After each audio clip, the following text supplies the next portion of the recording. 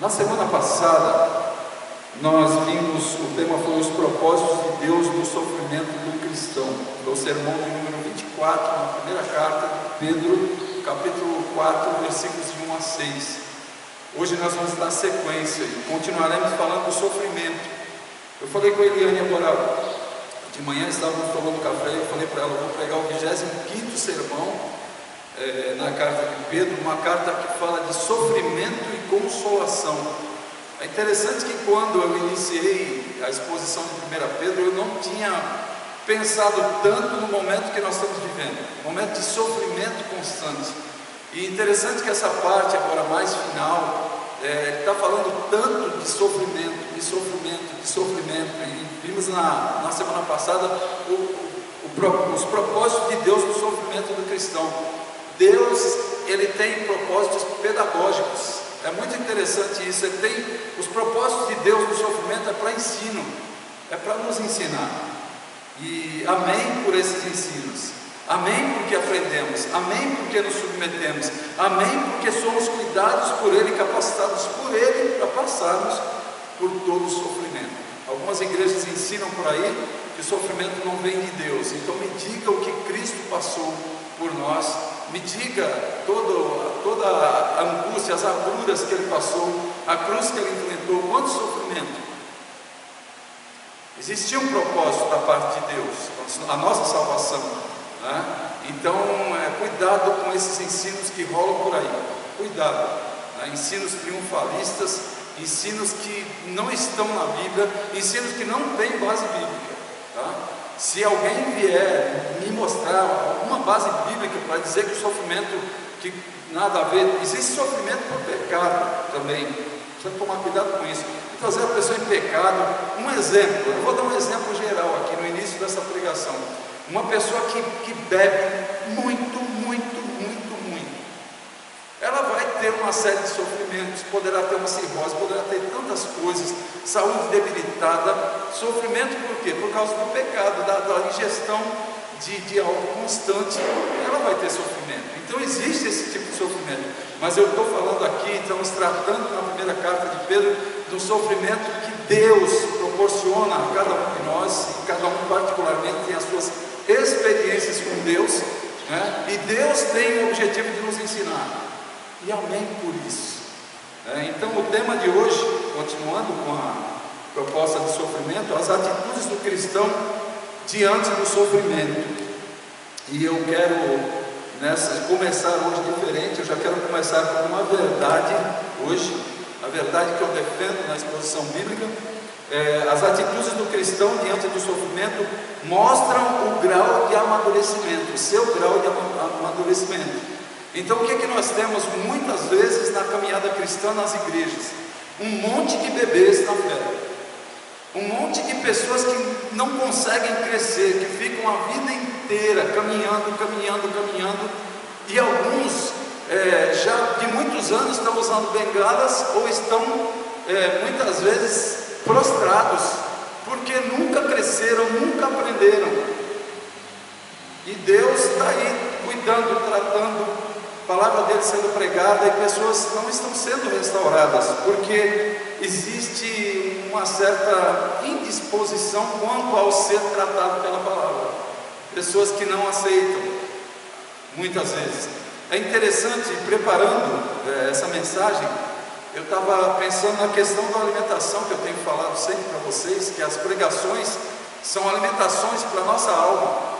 E vocês já viram aquela criança que está sentada à mesa, as mães aqui de pequenos devem saber bem, que não quero, você preparou, você caprichou, está aquela comida apetitosa, não quero. E algumas crianças não querem, a mãe insiste, né? O pastor insiste, e aí daqui a pouco prova um pouquinho, aí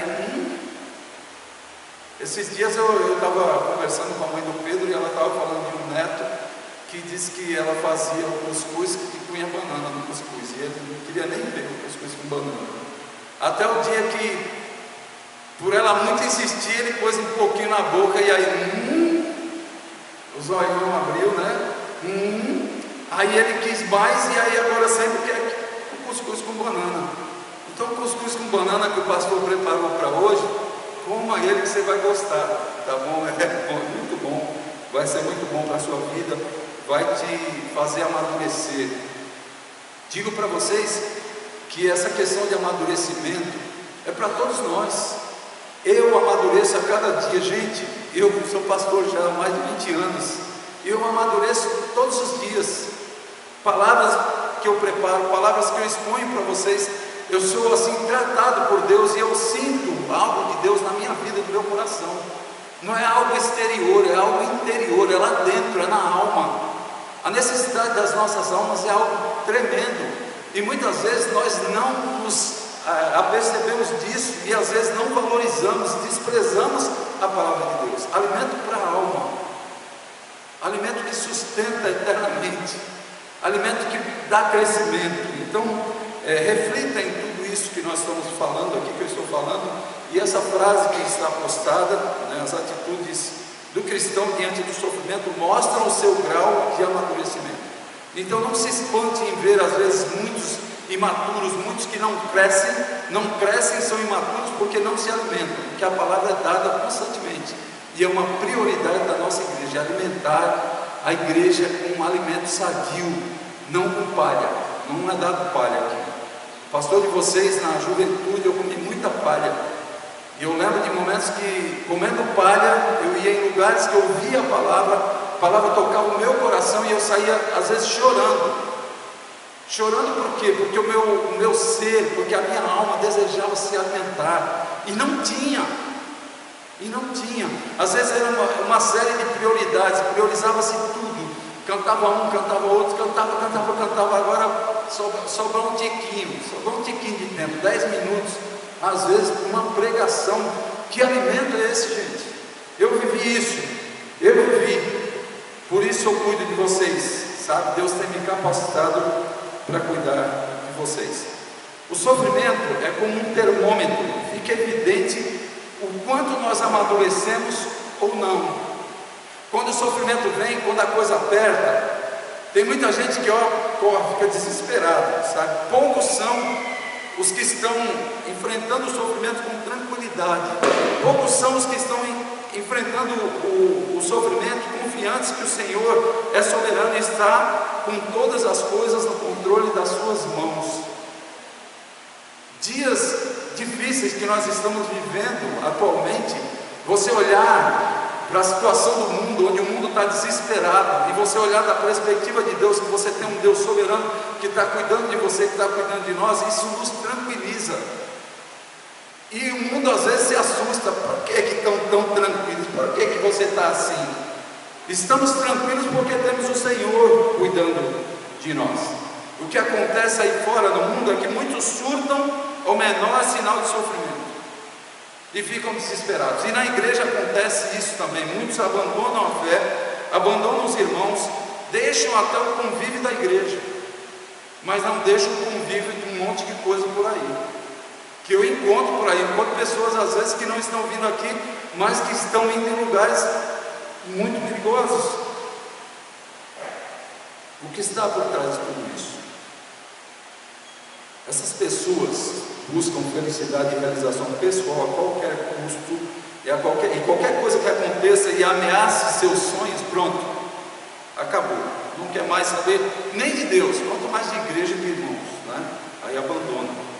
O hedonismo, falamos na semana passada, eu quero dar uma recapitulada bem rápida, né? Fazer da felicidade o fim último da vida tem tirado muitas pessoas da caminhada cristã. E eu falei na semana passada que tem muita gente que fala: eu só quero ser feliz, só quer ser feliz. Eu casei, eu quero ser feliz. Você casou para fazer a pessoa que está do seu lado feliz, e se ambos agem assim, a vida no casamento é uma bênção. Se eu estiver o tempo todo me preocupando em fazer minha esposa feliz e ela se preocupando em me fazer feliz, zerou. Casei para ser feliz, um investido na vida do outro, o que muitas vezes não acontece, porque também tem um outro lado egoísta que me veio à mente agora, que se eu faço, eu quero algo em troca. Eu faço sem esperar nada em troca. E sabe o que acontece? Deus atua nos corações e faz com que essa mutualidade ocorra, com que essa reciprocidade ocorra. Eu abençoo ela, ela me abençoa. eu amo a minha esposa, ela me ama, eu me dedico a ela, ela se dedica a mim, e assim a gente vive. E é isso que Deus quer, essa unidade na caminhada. Então o hedonismo, ele puxa para o outro lado, sabe? Fazendo a felicidade o fim último da vida. Muito individualismo por aí. O abandono da fé é demonstração de falta de submissão e aceitação da metodologia de Deus. Ele usa o sofrimento com fins pedagógicos. Então muitos voltados para o hedonismo abandonam a fé. Não está sendo como eu quero, essa igreja não me faz feliz, a palavra não me faz feliz. A palavra não é do pastor, a palavra é de Deus. Então se você não está feliz com a palavra de Deus, sua situação é uma situação gravíssima. Precisa rever a sua conversão. Então o Senhor quer nos ensinar, e muitas vezes é através do sofrimento. Ele quer nos ver crescer. Mas o hedonista contenta-se com uma felicidade pequena e superficial demais, quando na caminhada cristã a maior de todas as felicidades é amar a Deus e glorificá-lo para sempre. É a maior felicidade. E os que têm feito assim têm sido muito felizes. A verdadeira felicidade é uma realidade que só encontramos na presença de Deus, só encontramos no relacionamento com Deus. Felicidade verdadeira, tá? Só assim. É na presença de Deus que existe plenitude de alegria, e somente em sua intimidade nossa alma experimenta delícias perpetuamente. Olha, prestem bem atenção que eu vou falar aqui para finalizar essa introdução. Qualquer outra fonte de felicidade que encontrarmos fora de Deus é passageira, é enganosa, não sustenta, não dura, decepciona, é vazia, frustra, embrutece, entorpece a alma, tá? E quando entorpece a alma, espiritualmente, muitas pessoas morrem porque se afastam de Deus, morrem espiritualmente. Tem muita gente por aí que estão caminhando como mortos-vivos. Eu falei na semana passada do filme, né? A Volta dos Mortos-Vivos, que eu assisti muitos anos atrás, tem aí no YouTube, se você quiser ver, você veja. É o retrato de muita gente hoje em dia, que estão mortas-vivas, né? Parece que estão vivas, mas não estão. Então eu quero ver com vocês hoje o destaque que Pedro faz no capítulo 4, versículos de 7 a 11, 3 propósitos do sofrimento na vida dos cristãos. Olha só, nós vamos ver 3 propósitos. Isso aqui não é uma regra, ó, são sempre esses 3. Existe uma série de propósitos, né? Mas nesse texto aqui nós vamos extrair desse texto esses 3 propósitos. E o primeiro propósito que ele destaca aí no versículo 7 é que o sofrimento nos ajuda a aguardarmos a segunda vinda de Cristo. Eu me lembro que no início da pandemia foi um desespero. O que a gente teve de gente procurando a gente, porque parece que Jesus vai voltar, não sei o que, um desespero, sabe? Quando teve aqueles bloqueios, eu estava meditando, quanta coisa aconteceu no mundo a partir do dia 1º de janeiro de 2020, porque a pandemia surgiu, o coronavírus, em 2019, né? Por isso que é coronavírus 19, Covid-19, né?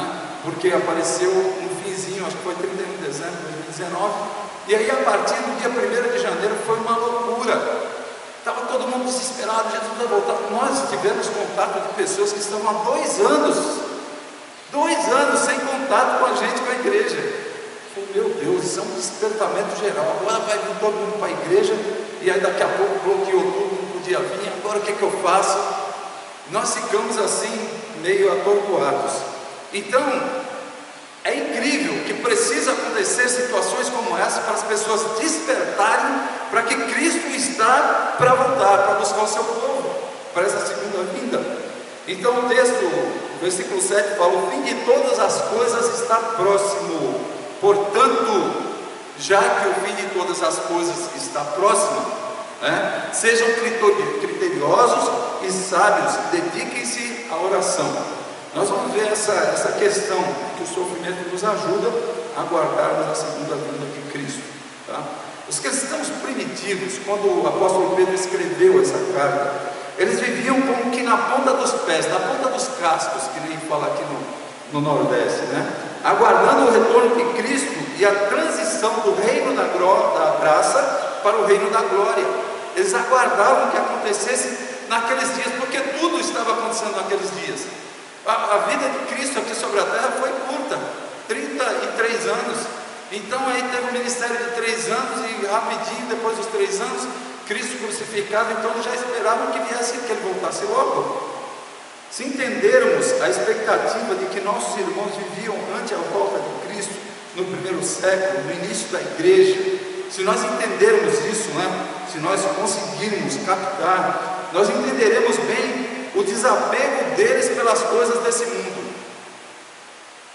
Se tem uma coisa que tem me preocupado nos nossos dias, é um apego, um enraizamento das pessoas nas coisas desse mundo, nas coisas daqui. Investimento nas coisas daqui. Parem para pensar.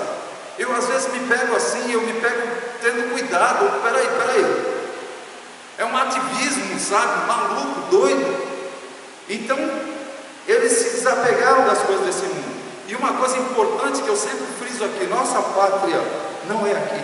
Somos cidadãos dos céus, mas os nossos atos muitas vezes mostram o contrário. As nossas prioridades muitas vezes estão completamente invertidas. As nossas prioridades estão totalmente voltadas para aqui, para esse mundo. Muitas coisas tomam facilmente o lugar em nossas vidas, e as coisas de Deus são preteridas, ficam para depois, e dentro de pouco tempo caem no esquecimento. E o que ouvimos geralmente é: estou cansado, ou estou cansado.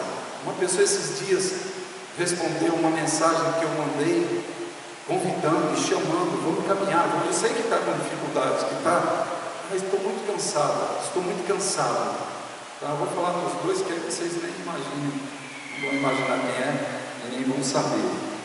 Então é interessante, dentro desse trecho, nós vamos estudar esse versículo 7 agora. Nós vamos ver 3 verdades nesse versículo. A primeira verdade que nós vamos ver nesse versículo é que o futuro já chegou. Eu não vou projetar isso, se quiser anotar, o futuro já chegou. Dentro de cada ponto, que são 3, né, nós vamos ver 3 verdades. Essa é uma realidade presente que não deve me calar, pastor, e nem deve tampar os ouvidos de vocês. O futuro já chegou. O intervalo entre a primeira e a segunda vinda de Cristo é o tempo do fim. Nós podemos ver isso em Atos 2, 16 a 21, e 1 Coríntios 10, 11. Mas o fim do fim está mais próximo hoje do que já esteve no passado. Nós estamos às portas da eternidade. O dia final se aproxima. Esse é o entendimento dos escritores bíblicos, que nós precisamos ver, precisamos relembrar e precisamos acordar. Quando eu olho para a igreja de hoje, dos nossos dias, eu vejo Deus refinando, eu vejo Deus dando uma peneirada. Eu olho para aqui, a quantidade que nós podemos ter de pessoas, né? Éramos para ter pessoas a gente fazendo uma lista, para numa semana vir uns, na outra semana vir outros. E vocês vejam a refinada que foi dada. Deus sob o controle. Tiago nos alerta, no capítulo 5, versículos 7 e 8: portanto, irmãos, sejam pacientes até a vinda do Senhor. Vejam como o agricultor aguarda que a terra produza a preciosa colheita, e como espera com paciência até virem as chuvas do outono e da primavera. Versículo 8: sejam também pacientes e fortaleçam o coração, pois a vinda do Senhor está próxima. A vinda do Senhor está próxima. Esse livro aqui, Tiago escreveu no ano 45 depois de Cristo. Ele está falando lá no ano 45 depois de Cristo que a vinda do Senhor está próxima, tá? E nós estamos aqui, caminhando.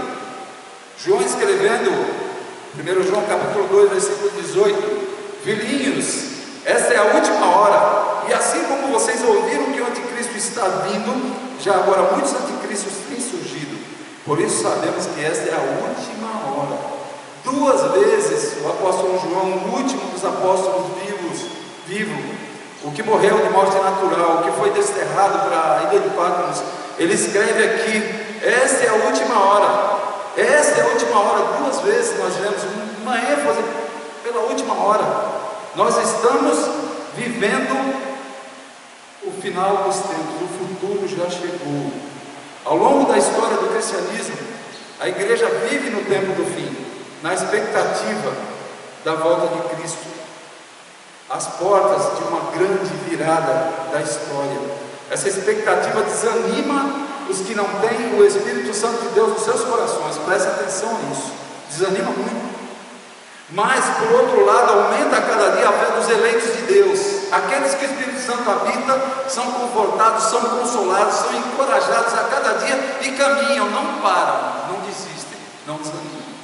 O Espírito Santo conforta, porque nós estamos vivendo um futuro já presente de retorno de Cristo, algo que acontecerá muito em breve. Em segundo lugar, a segunda verdade que nós vamos ver: viva com discernimento a sombra da eternidade. Olha só, a parte B do versículo 7, né? Vimos agora: o fim de todas as coisas está próximo, e agora a parte B: portanto sejam criteriosos e sóbrios. Tá? A ideia é que o fim de todas as coisas estão próximos. Estão atentos aí? Então, mediante isso, sejam criteriosos e sóbrios. Seja o fim de todas as coisas. Se o fim de todas as coisas está próximo, nós devemos viver hoje, o dia de hoje, como se Cristo fosse voltar amanhã, andando de forma criteriosa e sábia. O teólogo alemão Heinrich Miller afirma que 2 verbos gregos usados nesse trecho, né, sejam criteriosos e sejam sóbrios, apontam para uma mesma coisa que eu quero ver com vocês aqui. Apontam para a necessidade de moderação, temperança, discernimento, né, na caminhada, não deixando que coisa alguma venha perturbar a capacidade de pensar e ver claramente. O cristão precisa ser criterioso em tudo e sóbrio em todas as palavras e atitudes. Biblicamente criterioso, biblicamente sóbrio, é aquele que tem a capacidade de separar o que é importante e o que não é, e toma as suas atitudes sempre baseadas na palavra de Deus, que sempre tenho falado aqui, é nosso manual, é por aqui. Qualquer aconselhamento, qualquer orientação que não parta da palavra de Deus não é seguro, não é sóbrio, não é criterioso. A expectativa da volta de Cristo não deve nos transformar em sonhadores preguiçosos ou fanáticos zelosos. Devemos ser equilibrados, agindo com sabedoria ante os acontecimentos atuais. Covid, acontecimentos que estão rolando aí na nossa frente, pessoas que nós nem imaginamos sendo contagiadas, né? Alguns partindo, alguns sendo entubados, alguns não voltando de UTI.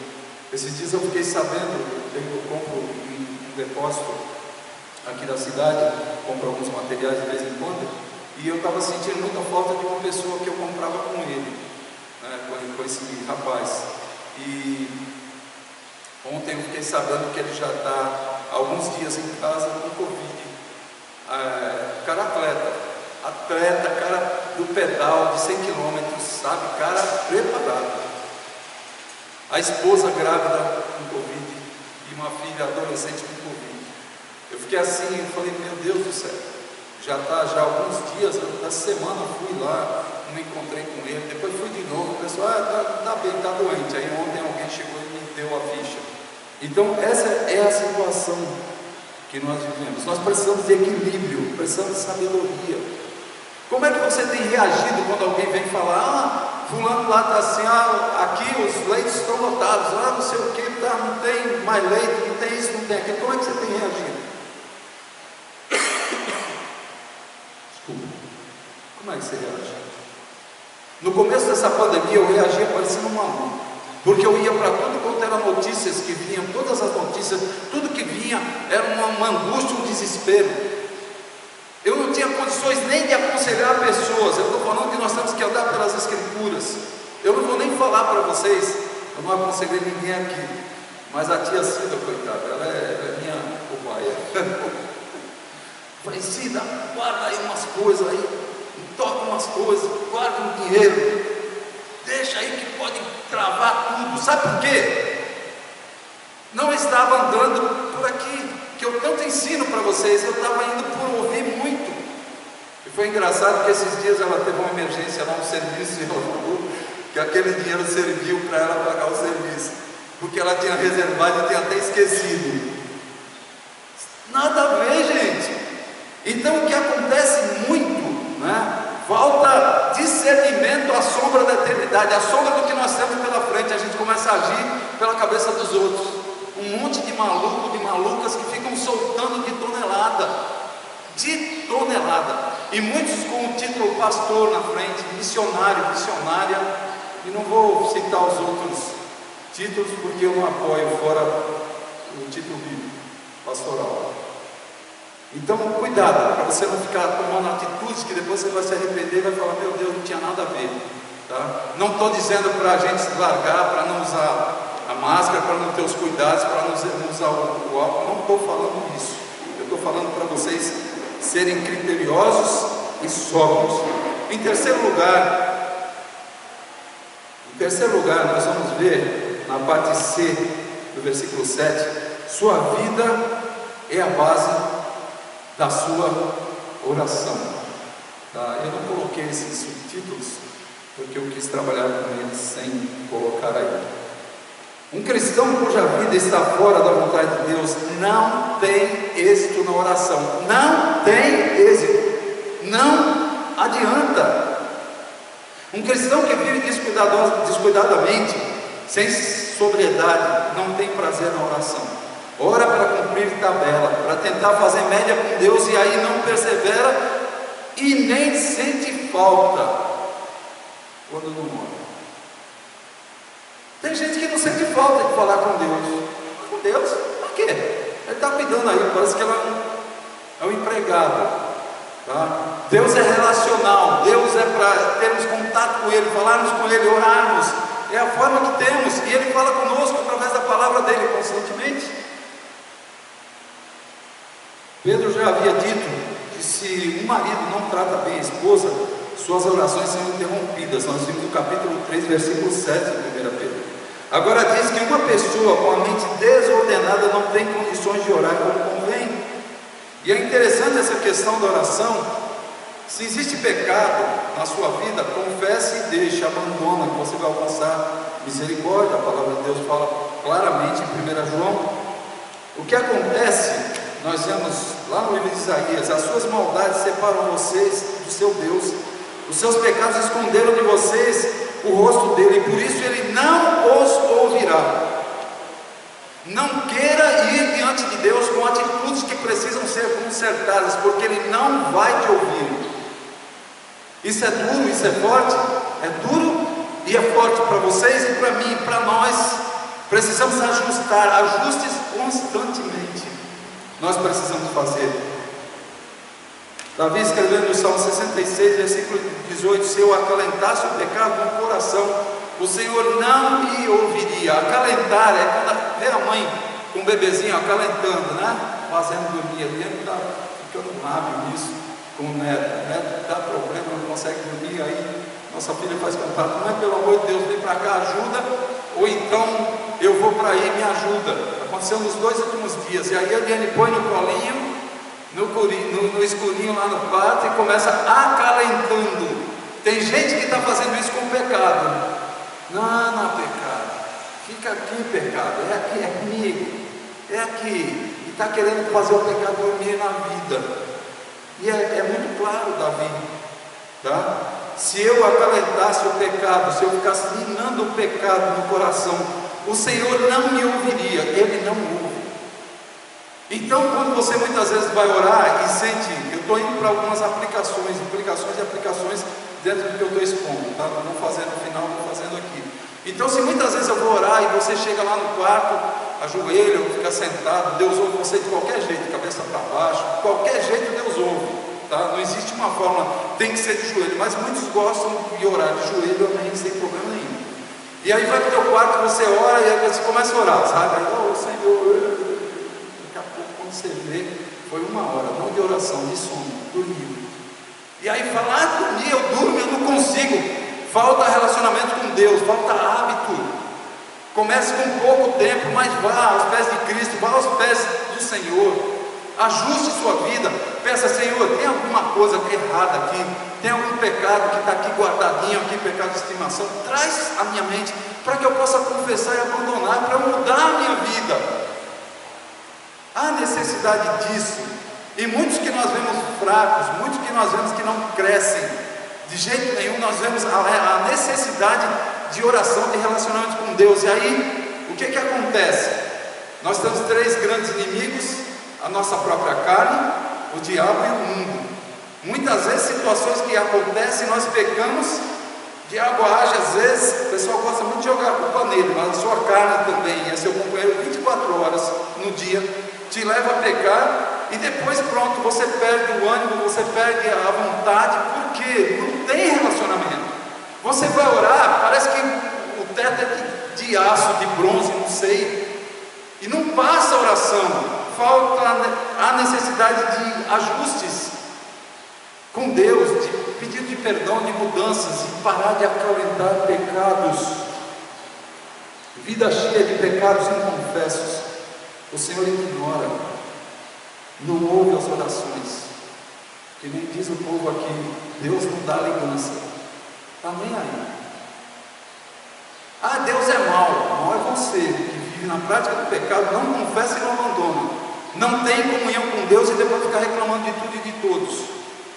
É hora de ajustes, e fica aqui o grande desafio. Vimos o sofrimento, e o sofrimento nos ajuda a guardarmos a segunda vinda de Cristo. Então, para guardarmos essa segunda vinda, nós precisamos estar ajustando as nossas vidas continuamente, porque o futuro já chegou e nós precisamos viver com discernimento à sombra da eternidade, e as nossas vidas precisam ser à base de oração. Crente que ora é diferente. Sabe por quê? Porque fala com Deus, e porque Deus responde, e porque tem comunhão com Deus, e porque tem comunhão no lar, com o marido, com os filhos, com o pai, com a mãe, com os parentes, tem comunhão com os vizinhos, tem comunhão com todo mundo, porque caminha de acordo com a vontade de Deus. Então o sofrimento nos ajuda a guardarmos a segunda vinda de Cristo. Vamos ver agora o segundo propósito do sofrimento. O sofrimento nos ajuda a manifestarmos terno amor pelos irmãos. Poderia esse sermão ser dividido, eu poderia ter pregado todo esse primeiro tópico uma pregação só, mas ficaria muito extenso. Então eu estou abordando alguns assuntos junto agora, versículos 8 e 9. Sobretudo, amem-se sinceramente uns aos outros, porque o amor perdoa muitíssimos pecados. Sejam mutuamente hospitaleiros sem reclamação. O sofrimento produz em nós uma sensibilidade mais aguçada. Pare aí e pense. Esses momentos que nós estamos vivendo com o Covid assolando a face da terra, levando gente adoidada, de monte, a sensibilidade das pessoas não está mais aguçada. A tua sensibilidade não está mais aguçada. Passamos a enxergar a vida e os outros com outros olhos. Nos tornamos mais sensíveis, mais tolerantes, mais amáveis, mais generosos. O sofrimento ajuda a abrir o bolso, ajuda a abrir o coração e ajuda a abrir a casa para ajudar os irmãos. O sofrimento nos torna mais solidários. No mundo, as grandes campanhas humanitárias são promovidas por pessoas que passaram por grande dor e sofrimento. E vocês ouvem falar e não vão entrar nesses detalhes. Quantas campanhas humanitárias aí por trás tem alguém que viveu uma situação terrível. Eu vi há um tempo atrás uma pessoa conhecida, um ator que estava vivendo uma atriz que o marido estava vivendo uma situação de câncer, né? Leucemia. E uma das coisas que eles falaram, que assim que terminasse aquele tratamento, eles iam iniciar uma fundação, uma ONG, eu não sei o que eles iam fazer, para ajudar pessoas que estavam tratando daquele mesmo tipo de câncer. Então sensibiliza, acorda, sabe, as pessoas que às vezes estão muito distantes. Dentro desse trecho eu quero avaliar esses 2 versículos. Pedro destaca 2 atitudes. A primeira, abre o coração para os seus irmãos, versículo 8. Sobretudo ame-se sinceramente uns aos outros, porque o amor perdoa muitíssimos pecados. A palavra de Pedro, que Pedro usa aqui para descrever esse amor cristão, é um vocábulo que significa aquilo que nunca falha. Estava conversando com ele agora de manhã sobre isso aqui, exatamente esse amor cristão. Impressionante. A palavra é ektenes no grego. Também essa palavra traz a ideia do atleta que estica os músculos para dar o máximo de si na corrida. Esse dia a gente estava pedalando, eu, o Pedro e a Lara, e de repente passou um foguete por nós. Um foguete que estava dando tudo de si. Foguete Obed dando tudo, sabe? É a ideia que está por trás dessa palavra, tá? De amor cristão. É a ideia de se doar completamente. Significa amar aquele que não é digno de ser amado. Amar apesar das injúrias e do insulto. Amar mesmo quando esse amor não é correspondido. É a espécie de amor que exige cada átomo da energia humana. Na semana passada eu falei que a gente não deve ficar relembrando as coisas do passado, pecados passados que vão minar a nossa força por um momento. E hoje de manhã eu estava lembrando com a Eliane, não pecados passados, mas situações passadas que eu vivi. Você sabe o que é você estar em casa e de repente você receber uma carta aberta e a pessoa que entregou dizendo, você é o primeiro que está recebendo que é sobre você, e acusando de coisas terríveis. E a gente ama. Eu falei para ela, a pessoa que mandou isso, eu não consigo olhar para a pessoa e falar, essa pessoa fez isso comigo. Porque eu amo a pessoa. Se eu encontrasse ele agora, eu abraçava ele aqui sem nenhum ressentimento. E eu estou falando como exemplo, mas não é uma coisa que eu fico falando e entrando em detalhes, sabe? Carta aberta. Eu nunca nem tinha visto isso, gente. Sabe? Carta aberta, dossiê, já vi cada coisa. Mas Deus colocou esse amor no meu coração, que está lá em Romanos 5,5.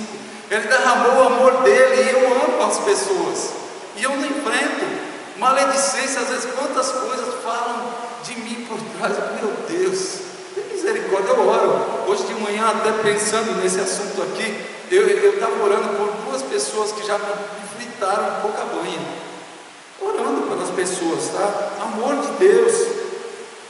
Esse amor brilha como o sol e protege como escudo. Se o ódio suscita contendas, esse amor cobre as transgressões, tá? É muito especial. Estava até lembrando, né? Mais ou menos o exemplo do casal. Um fala do outro, às vezes, se alguém falar, epa, para aí. Só ela ou só ele pode falar um pouco, mas ninguém pode falar. Porque é uma defesa, é um cuidado constante, né? Está errado isso, hein, gente? Porque pecado tem que ser confrontado, e não é só pela esposa e pelo esposo, pelos que Deus tem colocado para caminharem juntos também. Não devemos usar essa passagem aqui como exemplo para justificar a falta de correção e a disciplina de alguém em pecado, porque muitas vezes utilizam, né? Na verdade, devemos entender que o amor não é conivente com o pecado, porque quem ama disciplina. A Bíblia fala em Provérbios, tem vários textos, e um texto para mim que é o texto áureo, Hebreus capítulo 12, versículo 10. Nossos pais nos disciplinavam por curto período, segundo lhes parecia melhor, mas Deus nos disciplina para o nosso bem, para que participemos de sua santidade. Deus quer que nós participemos de sua santidade, de uma vida separada para o serviço dele, e por isso ele me disciplina, ele te disciplina. E às vezes nós não entendemos, e muitas vezes a disciplina requer distância, que é para a pessoa sentir a disciplina. Por isso que a nossa igreja, quando disciplina, fica muito claro, né? Mateus 18, 15, orientações de Cristo, não são minhas, tá? Que a pessoa que rejeita, ela deve ser tratada como gentil e publicano, tratada à distância, que é para sentir a distância, gente. O desprezo não é porque eu sou mal, porque eu sou, não, é para a pessoa sentir, e só assim ela sente, e só assim ela é quebrantada. Eu tenho lidado com pessoas disciplinadas, e eu conversando, eu vejo, não tem quebrantamento. Às vezes eu falo com Eliane, não tem quebrantamento. Agora se traz e começa a andar, a pessoa em disciplina andando aqui com a gente, sabe o que acontece? A mente cauteriza, está nem aí, continua fazendo mais um monte de besteira. Então é interessante que se frise isso. Em segundo lugar, abra a sua casa para os seus irmãos. Versículo 9: sejam mutuamente hospitaleiros sem reclamação. A palavra que Pedro usa aqui, né, o termo grego traduzido por hospitaleiros, significa literalmente amigo de estranhos. Eu lembro na minha adolescência, começo de juventude, meu pai de vez em quando ele trazia alguém para ficar em casa. Alguém que chegava na igreja, não era alguém da rua, não. Chegava na igreja, precisava de uma ajuda, de uma coisa, meu pai trazia. E às vezes eu ficava olhando, e eu falava, como é que ele está trazendo essa pessoa? E às vezes era homem, ele dormia no quarto comigo, com meu irmão, e eu ficava olhando, às vezes eu ficava temeroso. Cara, quem é essa pessoa? O que pode fazer? Mas meu pai tinha essa confiança que eu admiro, e agora preparando essa exposição bíblica, eu lembrei disso, sabe? Amigo de estranhos. E meu pai fez grandes amizades naquela época. A busca de apoio com hospitalidade era bem maior. Mas na igreja primitiva, a hospitalidade era de vital importância, tanto no aspecto da missão, quanto da vida comunitária. Hospedar os missionários cristãos era tarefa sumamente importante e fundamental para que o cristianismo se espalhasse pelo mundo. No início do Evangelho, sem templos, as reuniões da igreja eram feitas em casa. A hospitalidade era também de importância fundamental para a vida comunitária. O cristão abre não apenas o seu coração, mas também a sua casa. O cristão é alguém que tem o coração aberto e a casa aberta. Não basta abrir a casa aos irmãos, precisamos fazer isso com alegria e sem murmuração, sem reclamar. Aí estou hospedando, como é que vai embora? Não veja a hora. Vou embora, graças a Deus. E às vezes as situações são complicadas, mas é sem reclamação. A hospitalidade na igreja primitiva era uma necessidade vital para o avanço da obra missionária da igreja. As pousadas naqueles dias e hospedarias eram excessivamente caras, sujas e na maioria das situações eram imorais. Sem hospitalidade seria quase impossível os missionários desenvolverem as suas atividades e o evangelho avançar. Então fecho aqui, tá? Esse segundo ponto. Abra o coração dos seus irmãos, abra a casa para os seus irmãos.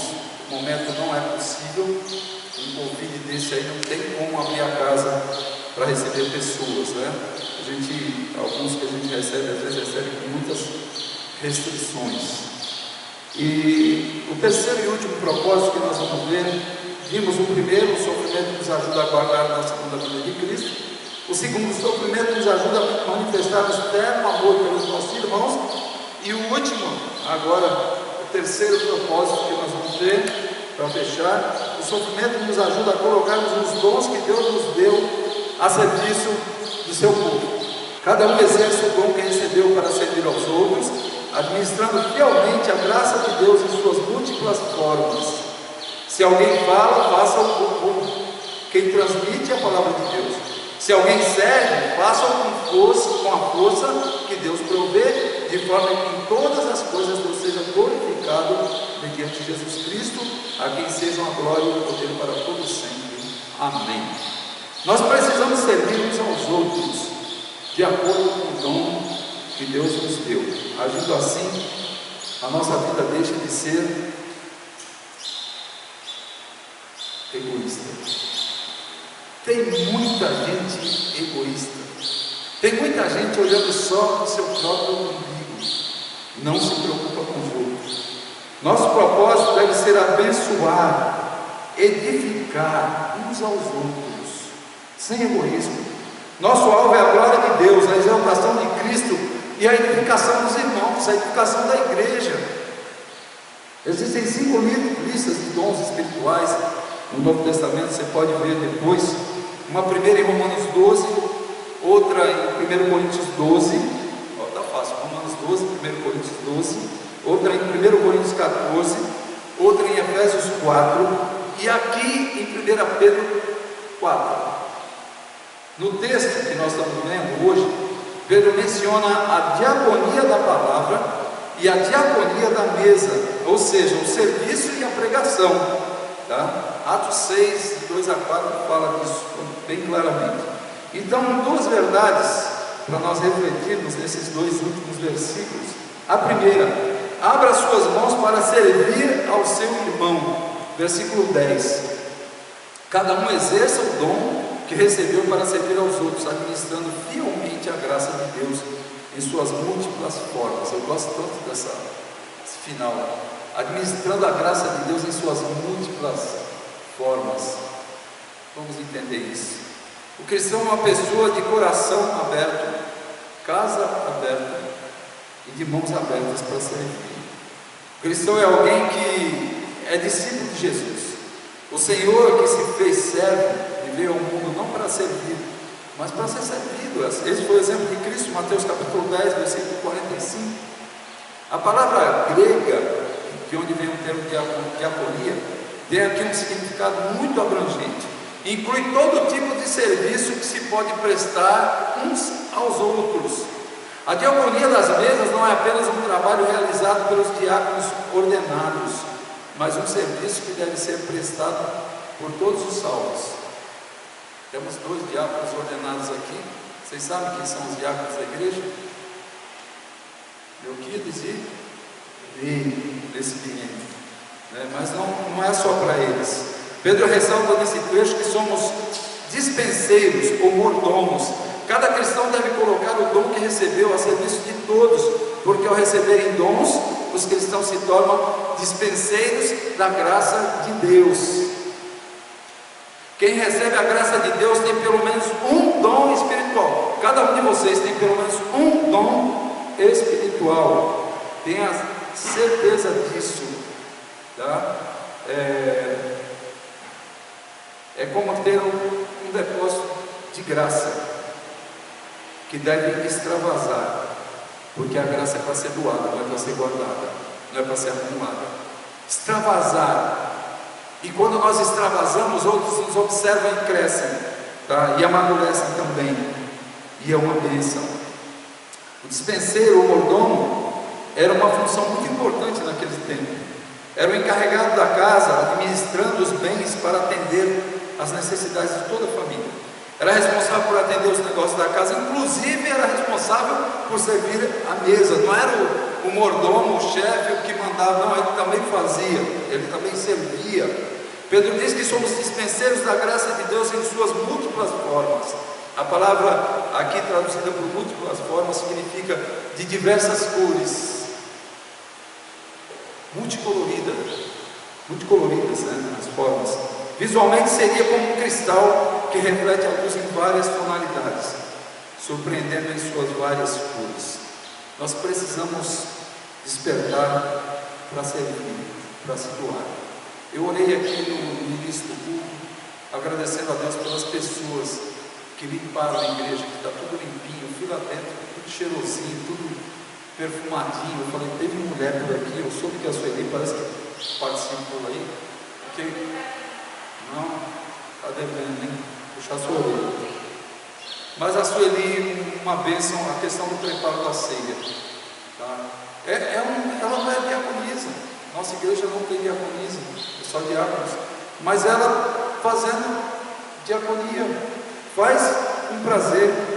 A limpeza da igreja tem sido pelos homens. Esses dias uma das mulheres falou para mim, pastor, eu acho que seria importante que mulheres também participassem. Quando eu estou na escala da limpeza aqui, é com a minha esposa, que eu venho, a última vez foi a minha esposa, Ondina, mulheres juntos, isso é importante. As mulheres têm aquele toque do perfumezinho, do não sei o quezinho, né, que o homem às vezes não tem. E é difícil vir fazer. Não é difícil. Não é tão bom a gente chegar aqui e ver, ó, tudo limpinho, ó, foi tudo vasculhado. Ali tem um negócio meio bravo. Mas tudo cuidadinho. Não é tão bom. Lá fora, grama cortada, já tem um pessoal da grama, a gente já não precisa nem falar.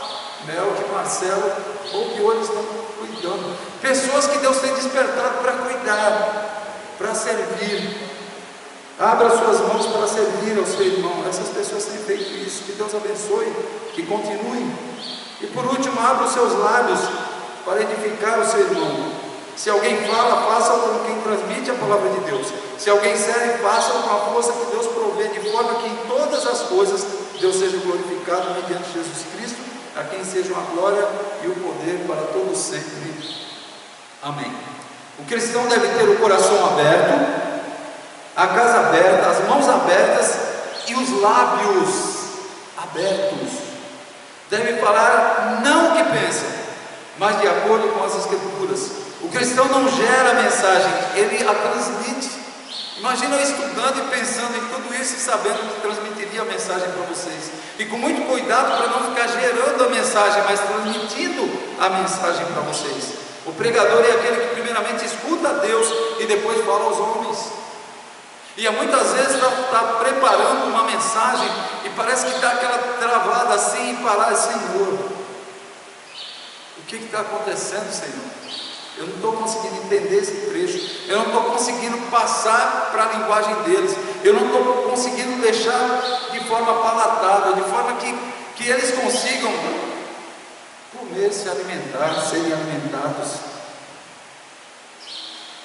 A expressão "se alguém fala" inclui todos os tipos de ministério da igreja que comunicam a graça de Deus: pregação, ensino, literatura, atinge tudo isso. Finalmente, Pedro diz que tanto a diaconia das mesas, o servir, quanto a diaconia da palavra, o falar, tem um único propósito: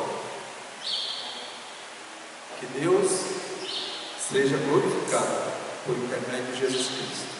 Consequentemente, os que pregam buscando glórias para si mesmos estão em total desacordo com o ensino das Escrituras. Eu clamo a Deus, me livre de glórias para mim, Deus, me livre.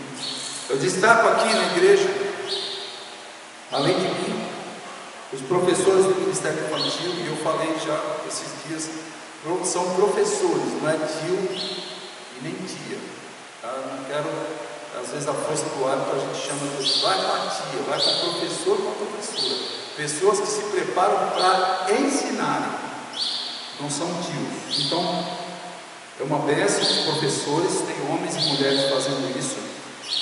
Também na parte de ensino, ela e na direção da escola bíblica tem sido uma bênção. Deus tem usado ele para edificar a igreja. Eu quero até comentar, quem esteve na plataforma terça passada viu uma plataforma diferente. Não que o pastor falou que era para ser assim, mas porque Deus está orientando. Deus está dando sabedoria para o Ellen, para estar cuidando da escola bíblica. E o Ney com culto de oração. Culto de oração também é outra coisa que nós conversamos, eu e o Ellen. E o Ney, Deus tem dado uma sabedoria para ele, que eu tenho ficado assim: meu Deus, esse é o culto de oração que às vezes era tão cansativo. Você não está participando, você não sabe o que você está perdendo, sabe? A forma como ele tem feito, eu não vou falar, você tem que ir para você ver. Estou certo, Ellen? Certo? O Ellen tem isso. Minha esposa, acabou o culto de oração, não estou falando porque o dele não está aqui, né? Hoje é aniversário do pai dele, mataram um boi ontem, aquelas coisas todas. Então ele falou: não vou poder estar. Mas a forma como ele está conduzindo, sabe? Até aqueles que quase não falam, estão falando, certo, Pedro? Falando, orando, algo assim dinâmico. Sabe quem faz isso? Deus. Abra os lábios para edificar seu irmão. E aí não fica tudo em cima do pastor, não fica tudo em torno do pastor. O pastor. O pastor tem pessoas, tem uma equipe que anda, que faz, que cuida. O pastor faz também, O pastor prega, o pastor limpa a igreja, ajuda, não tem problema nenhum. Não tem problema nenhum. Eu vi uma vez uma história de um pastor que falou que fez 4 anos de seminário, não foi para pegar em vassoura nem pegar em bolha. Não sei para que ele foi, porque eu fiz 5 anos, eu não fiz 4, eu fiz 5, mais 3 de mestrado para pegar na vassoura, para servir. O mestre Cristo serviu, por que eu não vou servir? Por que eu não vou ser exemplo? Por que eu não vou investir na vida dos meus irmãos, no que Deus tem nos confiado? Aí deixa a sujeira, deixa tudo tomar conta. Não, estamos aqui juntos. E eu louvo a Deus pela vida de vocês, louvo a Deus pelo que tem acontecido com essa igreja, porque tem sido um crescimento maduro, tá? Não tem sido um crescimento em quantidade, mas tem sido um crescimento em qualidade. Isso é muito especial, isso glorifica a Deus. A qualidade, o prazer, a alegria. Eu já vim aqui quantas vezes com o pessoal para fazer a limpeza, não tem ninguém reclamando, chutando o balde, chutando a vassoura, sabe? Não tem, tudo alegre fazendo, faz com prazer, ninguém toca trombone. Estivemos aqui hoje, fulano, vamos anunciar, não, o pessoal faz, está feito. E fica uma bênção para a glória do Senhor. Os 3 propósitos de Deus no sofrimento que nós vimos hoje, Ele nos ajuda a aguardar a segunda vinda de Cristo, versículo 7, capítulo 4, nos ajuda a manifestar o externo amor pelos irmãos, versículos 8 e 9, capítulo 4, e por último nos ajuda a colocarmos os nossos dons que Deus nos deu a serviço do seu povo, capítulo 4, versículos 10 e 11. As atitudes do cristão diante do sofrimento mostram o seu grau de amadurecimento, para que possamos ver mais pessoas amadurecendo, crescendo, não eternos bebês, precisando do leitinho, da papinha na boca, ou então encruando, né? Andando de bengala, mas não aprendeu ainda, né? Então, seja um velho crente, não seja um crente velho, para a glória do Senhor. Senhor amado, obrigado pela tua palavra, obrigado pelas pessoas que aqui chegaram. Obrigado, Deus, porque o Senhor nos trata de uma forma tão especial. E eu me senti tratado pelo Senhor com essa palavra, Deus, desde o preparo até aqui agora, transmitindo. Muito obrigado, Deus. Que essa palavra atinja e alcance muitas pessoas. E que possamos, ó Deus, ver a ação do Senhor através do Teu Espírito Santo em muitas vidas. Tanto aqui na nossa igreja local, como através da internet, quando estará postado essa exposição bíblica. Que o crescimento venha para a tua glória. Talvez um crescimento que eu nunca venha a saber ou ver. Um amadurecimento, Deus, que venha do Senhor. E se for sofrimento, que na maioria das vezes que seja, e que seja uma bênção, e que seja pedagógico, e que seja assimilado, e que aprendamos e cresçamos. Em nome de Jesus, que eu oro, agradecendo por tudo. Amém. Deus abençoe vocês. Até a próxima semana, quando daremos prosseguimento à exposição da primeira carta de Pedro. Amém?